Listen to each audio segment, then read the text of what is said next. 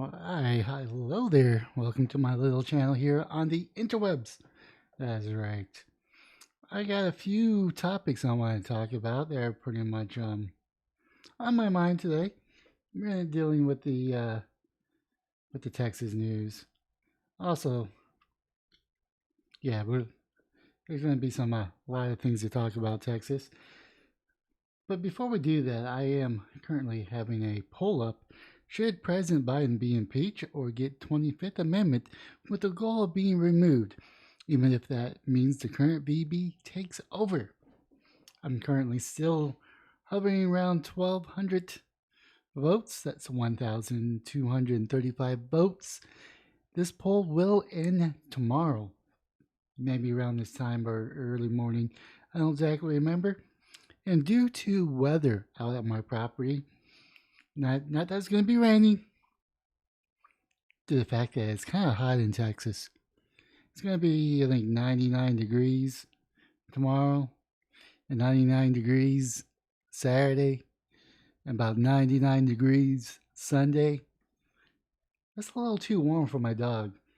Um, like I said, I wouldn't mind being tortured, but when I bring my dog, I gotta look after my dog's well-being. Being a dog owner, I am responsible for a living being, and I'm not going to put them through that torture. Mainly because I don't have a house at my property. That's kind of down the road. But without being further ado, let's actually go on. So the most hot topic that people are complaining about, the reason why the Taliban Texas, or one of the main reasons why Texas Taliban was trending on Twitter, is that the Texas abortion ban does not do or doesn't what it means for other states. Pretty much Texas passed a new kind of strict anti-abortion bill, which is very, very interesting, needless to say. With the U.S. Supreme Court, not too sure what that means, but this is from NPR. With the Supreme Court, a new law went into effect in Texas that bans abortion after about 6 weeks of pregnancy. That's well before many women even know that they're pregnant. Now, keep in mind, this is more on the left-leaning side. People claim that it's nonpartisan, but if you read enough NPR and listen to it, especially if you don't listen to the news like I do for a really long time, and you get back into it, you start seeing certain key phrases, like many women even know that they're pregnant. Those type of things kind of stand out. It may not be so blatant, but that's more a left-leaning standpoint. The law allows private citizens to sue abortion providers and anyone else who helps a woman obtain an abortion, including those who give a woman a ride to a clinic or provide financial assistance to obtain an abortion. Private citizens who bring these suits do not need to show any connection to those who are suing. The law makes no exception for cases involving rape or incest. Here's what Here's why the law is one of the strictest abortion bans in the country. What does Texas law prohibit? It bans abortion as soon as a cardiac activity is detectable. That is around 6 weeks before, or around 6 weeks, which is before a lot of people know that they're pregnant. Other states have tried to do this, but those laws have been challenged by abortion rights groups and blocked by federal courts again and again. How is this law different from other states' efforts? The groups opposed to abortion rights have pushed for this law, hoping that it would be harder for federal courts to knock it down. Instead of requiring public officials to enforce the law allows individuals to bring civil lawsuits against abortion providers or anyone else found to aid and abet illegal abortions. So I guess it's in the matter of how it's being enforced. Let's say, I don't know, I'm a woman and I go get an abortion. Even though it's past 6 weeks and there's a heartbeat and it's proven that I was able to get an abortion, I don't know if me as the person getting the abortion will be in trouble, but the clinic itself will be in trouble through lawsuits.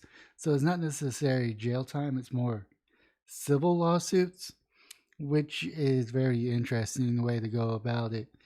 That's kind of where I have an issue with our legal system.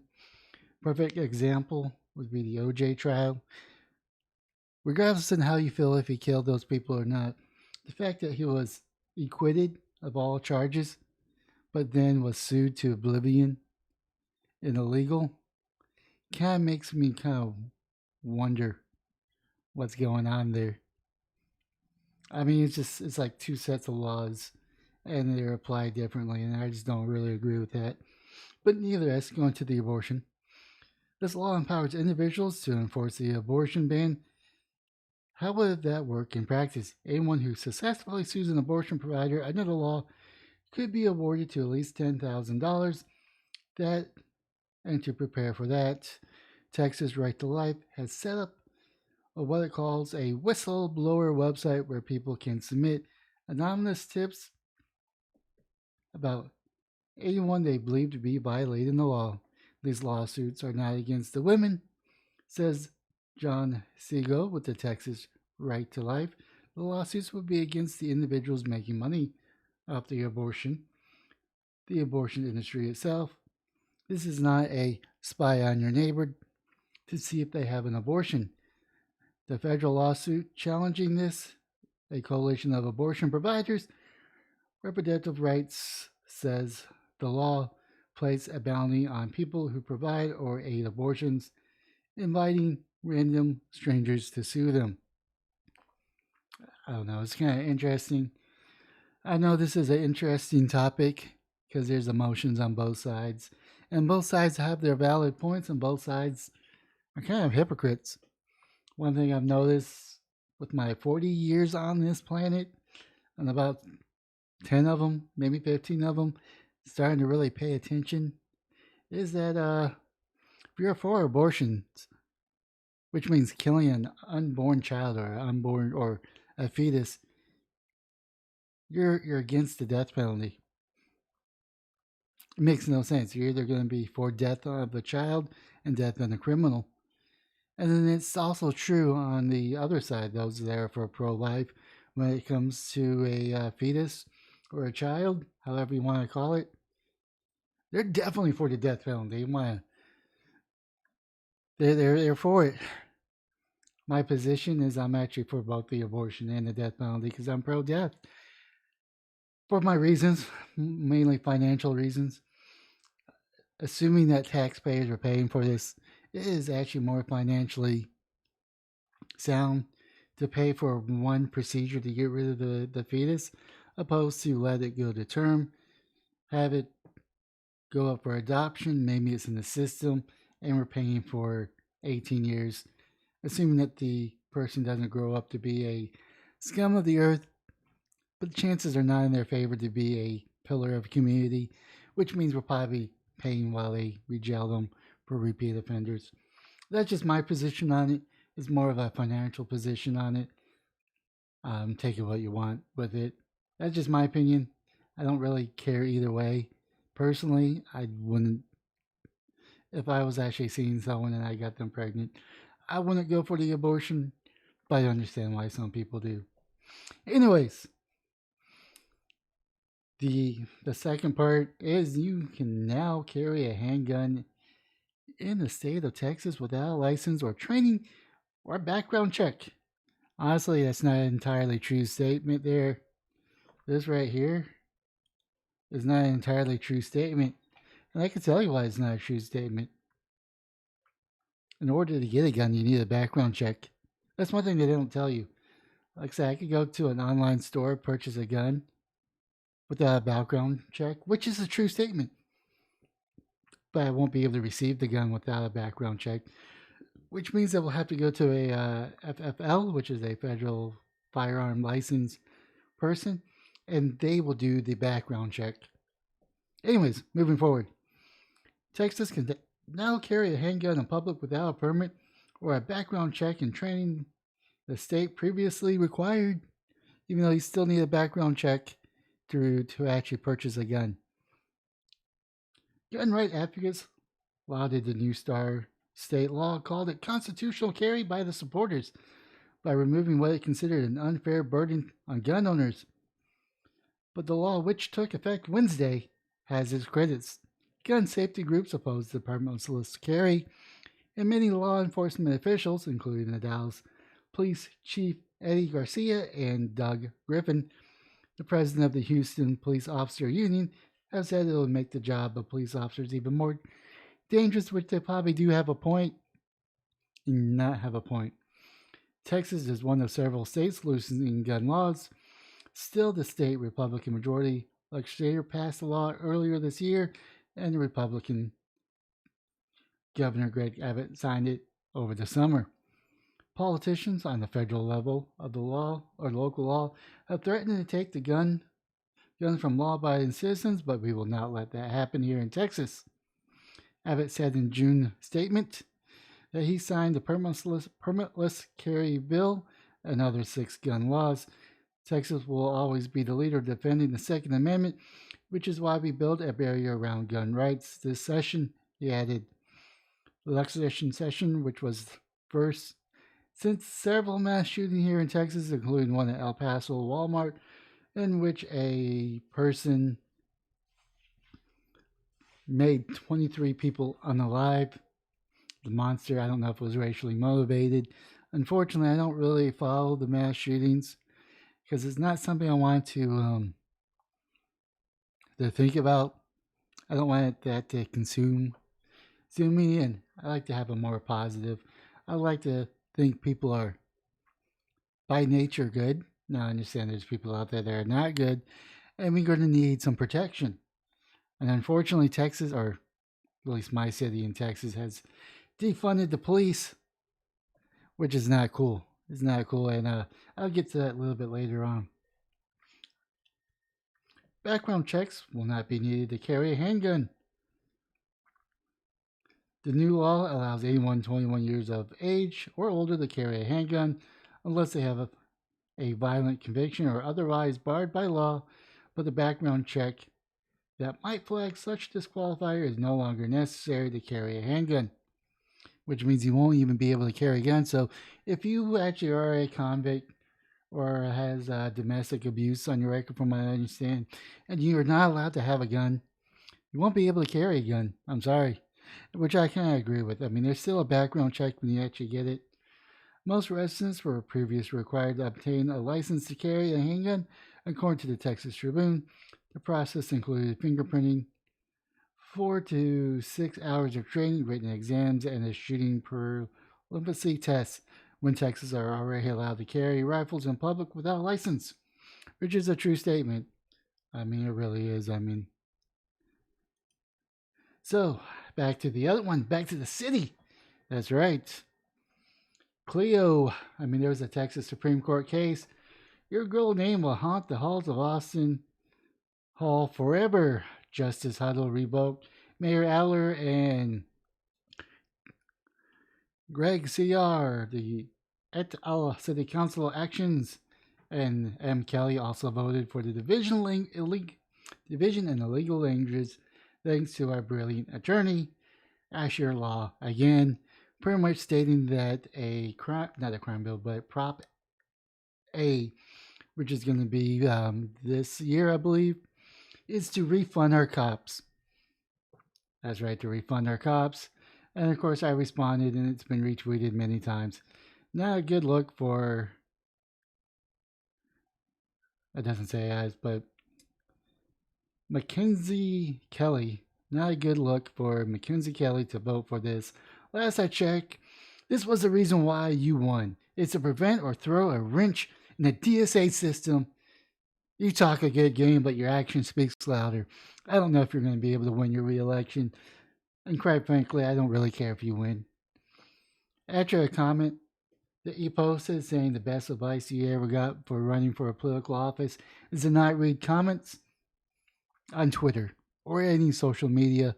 So how are people supposed to speak to you? Are we supposed to go to the actual website and send an email, and that's how we're supposed to speak to you? So there's a filter. I understand you release a phone call. Her name was Cleo. where you pretty much kind of started to call hostile. Now I cannot imagine being the only conservative on a city council full of DSA agents just want to tear you down. I can't understand how hostile that might be, but this is no way for you to turn on the people that voted for you. But of course, let's see, I don't know if I'll be able to find it, but pretty much Prop A is to refund the cops. It's going to cost anywhere by a couple of $100 to $600 million to refund the cops. And I'm extremely pissed off about that because this city, well, not this council, but the one prior, I think we got rid of a couple of people. It was unanimous. I think all 10 city councils voted to defund the cops. And now we have to pay even more taxes to refund them. That pisses me off. Actually, I'm going to find that tweet. Let's see here. Because I'm pretty sure I can find it pretty quickly. Maybe not. Nope. It's not in my recent notifications. Not really, but that doesn't matter. It pretty much says that these Mayor Adler screwed us by taking away funds to the police. They defunded the cops, did it to pet projects, robbed that money, and now we have to pay higher taxes. That is not cool, man. That is not cool. And this piece of shit right here, I'm sorry for cursing. If that doesn't get me views and I'm shadow banned, I don't give a fuck. Because this is a piece of shit mayor, along with Greggio Kaiser, members of the DSA, which is the Democratic Socialists of America, destroyed Austin or tried to destroy Austin. They're the ones that allowed the homeless to camp anywhere. And it took Prop B from the last election to fix this issue. And it's not even fixed. Hopefully this is going clear because I'm actually clipping. They screwed. No, I mean, they didn't just screwed. They fucked Austin, and now they're going to fuck us again by raising our taxes to pay for the cops that they defunded because they're not willing to give up their pet projects that they robbed us from the police department to make up for the loss if this bill gets passed or this proposition gets passed. I cannot express my distaste for Mayor Adler and Greg Kaiser, Leslie Poole, and a few others. And Leslie Poole is actually my representative. She voted to defund the cops. She speaks a mean game. And I didn't even vote for my district. I had two options. One that actually voted to defund the cops, and one that supported defunding the cops. So I didn't vote for that one. I just left that one blank. Anyways. Oh yeah, the other thing that got passed, I know a lot of people, or at least one person in the Adam Family Discord is commenting on, why do you know if there's enough people on the state level for Texas Congress to actually pass the voter integrity bill? That actually got passed. That is in law. There was enough Democrats came back with the tails between their legs, and we were able to get a vote to have integrity with our elections. I don't know what the actual outcome was, because I'm pretty sure it went back to the Senate for revision because they passed it in the House, and then it went back and forth, and it was now on Greg Adler's desk to be signed, and he did sign it. But I cannot wait to vote this person out. This person is not even from Austin. Neither is this person from Austin. I don't know how many people that are not from Austin are running our city. So if you're from Austin, Texas, and you have the option to vote for someone that's from Austin, that has roots here in Austin. Because we can't have these people outside of Austin or outside of Texas ruining our city. This is our city. We own this city, and we need to vote for people that represents Austin, not some transplant. Anyways, with that being said, I could go on ranting of how much I don't like our city government for various reasons, but leave a comment down below what your thoughts are. And smash the like and subscribe button, share my content, but most importantly, have yourself a wonderful day, morning, or evening.